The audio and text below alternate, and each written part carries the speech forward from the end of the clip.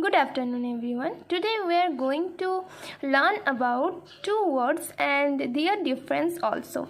The words are sure versus ensure. Okay, let's see two examples on this topic.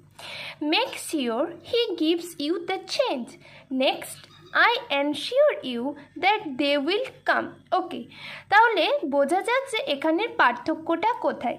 আমরা sure ব্যবহার করি বা sure শব্দটা আমরা ব্যবহার করি যখন আমরা কাউকে নিশ্চিত করে কিছু বলি, কিন্তু তার মধ্যে একটা ক্ষণস্থায়ী ভাব থাকে বা তার মধ্যে কোনো নিশ্চিতকরণ নাও থাকতে পারে। যেমন make sure he gives you the change. আর এনশিওর কখন আমরা ব্যবহার করি? যখন আমরা কাউকে দৃঢ় বিশ্বাসের সাথে নিশ্চিতকরণ করছি। যেমন I ensure you that they will come, যে আমি তোমাকে নিশ্চিত করছি তারা এখানে অবশ্যই আসবে। সেই যে তাদের আশাটা একদমই সঠিক, কোনো কারণেই তাদের আসার কোনো গণ্ডগোল হবে না, এই অর্থে আমরা এনশিওর ব্যবহার করে থাকি। So thank you to everyone.